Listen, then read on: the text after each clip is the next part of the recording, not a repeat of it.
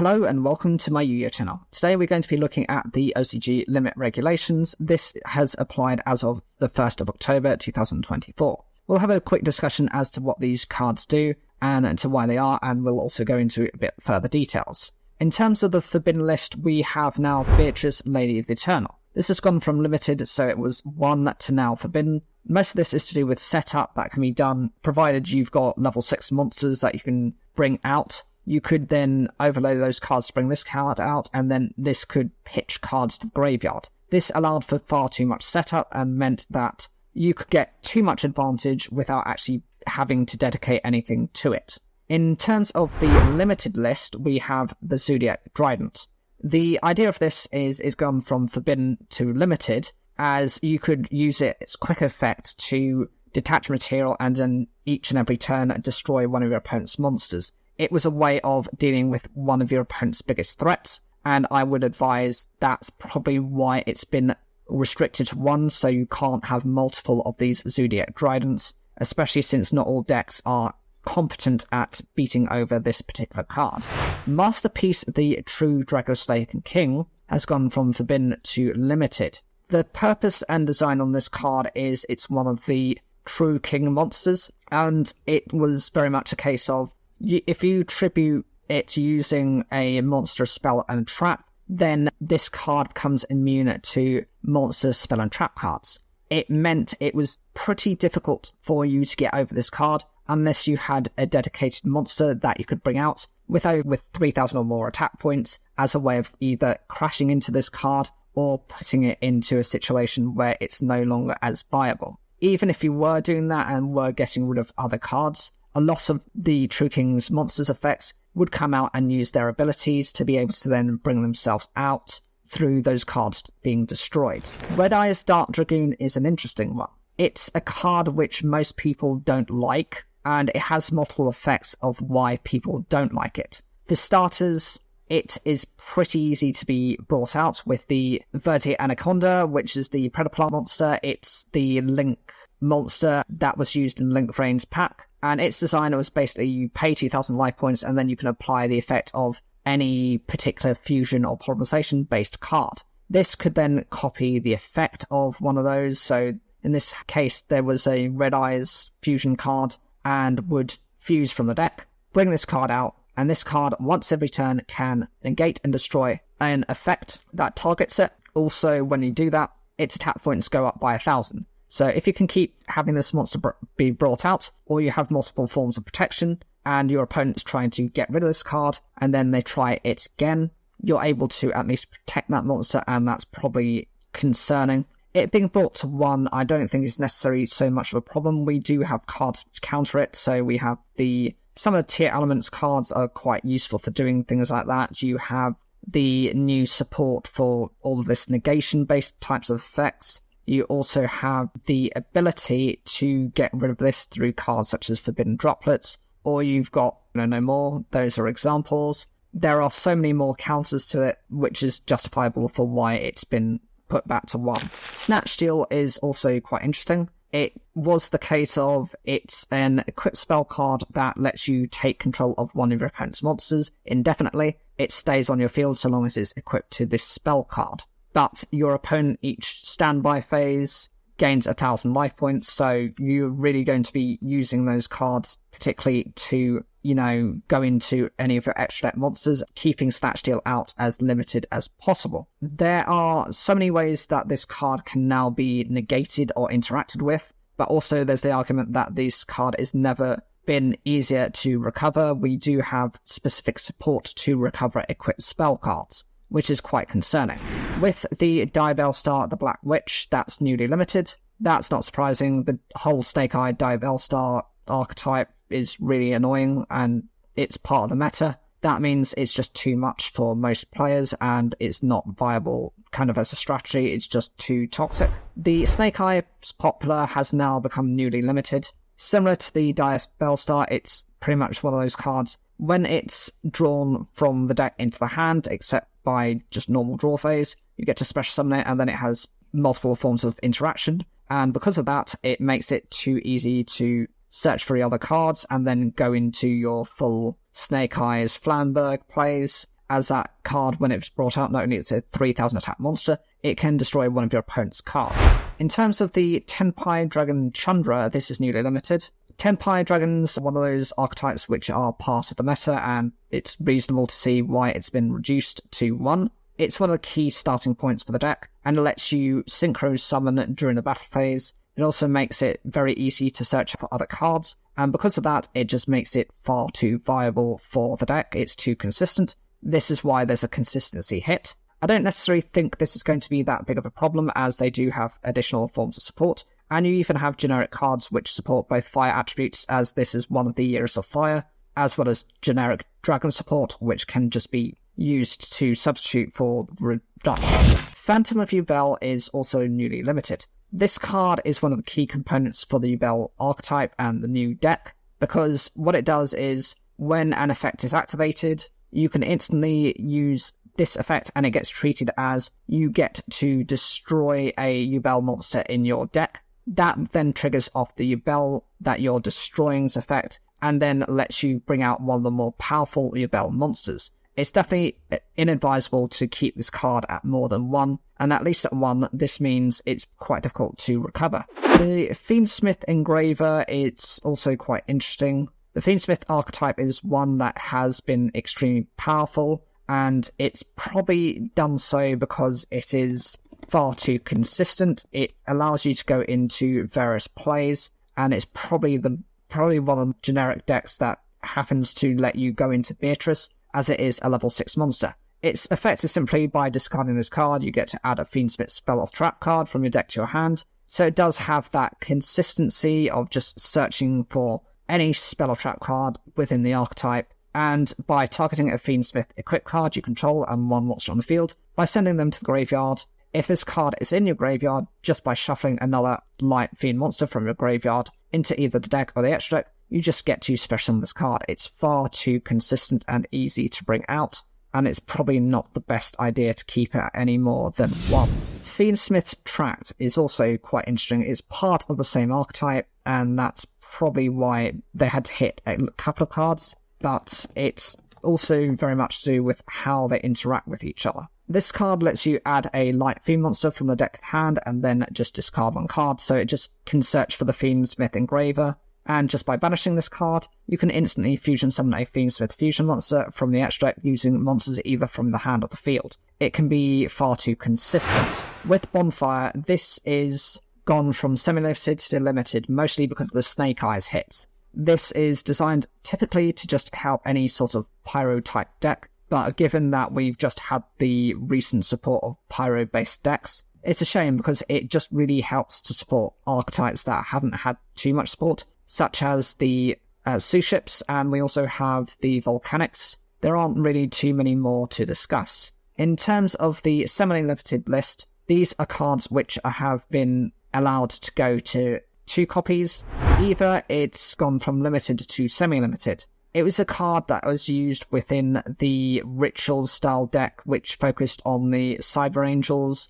It can arguably be used as part of the Drytrons archetype, and within a generic Ritual support. It lets you bring out Herald monsters, and that's particularly annoying given that the Herald monsters, by negating their effects, well, actually by discarding them, you're able to search for a number of level 2 monsters that are like fairy. So you've got the purple one, which is the trap, the green one, which is the spells, and the orange one, which is for monsters. When those are discarded alongside a additional fairy monster, they negate relevant to the colour that they apply, making them quite an annoying deck. So I would imagine we're going to be seeing far more of those going into the future.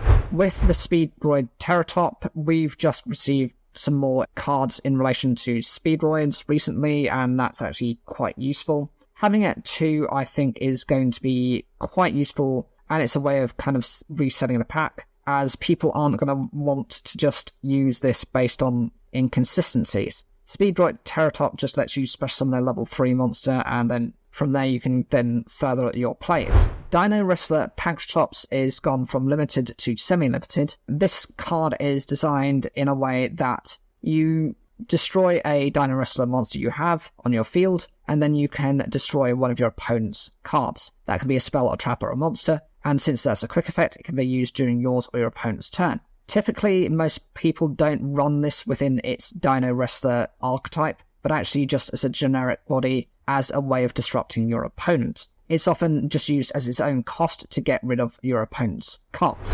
MX Saber Invoker is one of these Exceeds monsters, which is part of the X-Saber archetype. It isn't that powerful in and of itself in terms of it only has 1,600 attack points, but bear in mind that by detaching a material from this card, you're able to special summon a level 4 Earth Attribute Warrior or Beast Warrior monster from your deck. It does get destroyed by the end of the turn, but it was typically used within the Trident deck, and the Zodiacs to bring out multiple kinds of cards. It's a nightmare to deal with, and even if you're going to restrict the Zodiac deck by at least not having this at 3, it's quite difficult to recover those cards. Luster Pendulum, the Drago Slayer, has gone from 1 to 2. I'm a little confused as to why this has happened, because this is part of the whole archetype to do with the True Kings, and this adds the consistency. This is also one of those cards which is a pendulum monster. It's a pendulum scale of 5, but it's a level 4. It doesn't really have a monster effect because it cannot be special summoned using Fusion Synchro Exceeds monsters as material, except Drago Slayer monsters, so it's unique only to its own build. It cannot be splashed into other archetypes or into other designs of monsters. Pendulum ability, once per turn, provided you have a card in your other pendulum zone, you can destroy that card, and then you can add a card from your deck to your hand with the same name as that card. You may be wondering why that's relevant, but the True Kings summon themselves from other cards being destroyed, and so you pretty much use this as an ignition effect. It's an effect that's designed to trigger off the rest of the deck, and it basically is like a combo starter piece. Gold Sarcophagus is quite an interesting one in that it's going from limited to 2. It's a card similar to Different Dimension Capsule, which lets you take a card from your deck, any card you want, place it face down in the banished pile, and then 2 turns later, you get to recover that card. But this does it in a bit of a different way. That card has to be face down, and so your opponent actually doesn't know what that card is that you're recovering. And with Different Dimensional Capsule, the card itself has to remain face up on the field. So if your opponent actually gets rid of the capsule, you no longer get that card. That card is just effectively banished. With the Gold Sarcophagus, it has a benefit and a cost to it. The benefit is it's a normal spell card. When it's activated, provided its effect goes through, the card itself goes to the graveyard, but you get to search for any of the cards that you want. That gets banished, but it's face up, so your opponent knows exactly what you're drawing into. They have an understanding of how your deck is themed, and will have that information, but it also has that 2-turn requirements to it. I think because it's quite a slow card now, and you have more of these design cards within the game that are specific to archetypes that let you search for those specific cards more easily, is the reason why it's not considered much of a problem. Fusion Destiny has gone up from 1 to 2. This one is also something quite interesting, as I believe this is related to the Destiny Hero monsters. Yes, this is the one that lets you fusion summon a fusion monster, provided, you use Destiny Hero monsters as material. Those cards do get destroyed during the end phase, whatever you happen to summon from that. But this was never so much of a problem when you were bringing out the DPE, which is the Destiny Hero Phoenix Enforcer, because that pretty much, by destroying itself, reset the clock. You didn't have to then... It couldn't be destroyed by its own effect because it was then just recovered and it's treated as a new summon. I think because lots of people know how to counter that particular monster, it's no longer that much of a threat. And even with the other Destiny Hero monsters, they're not that powerful. They really don't do much and won't put you in a situation where you really need to kind of consider them to be any type of threat.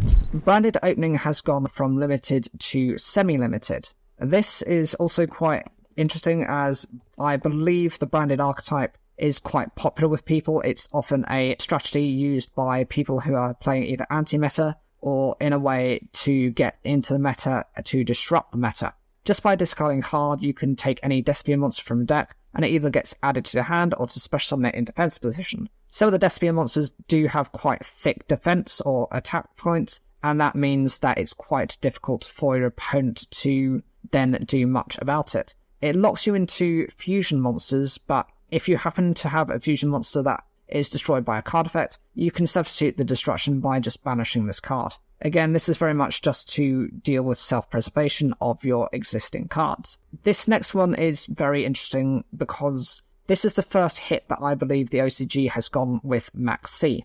Maxx C is a card which, when it's discarded, every time that your opponent special summons a monster from anywhere, you get to draw an additional card. And that, so long as your opponent is special summoning cards, won't ever stop happening. That is significant because in the TCG it's currently banned, and actually we have to have these priority cards which are supposed to be like split parts of the effect of Maxx C, which are used as substitutes. This to me shows that Konami is looking at this as a serious threat and a way of trying to restrict this particular card.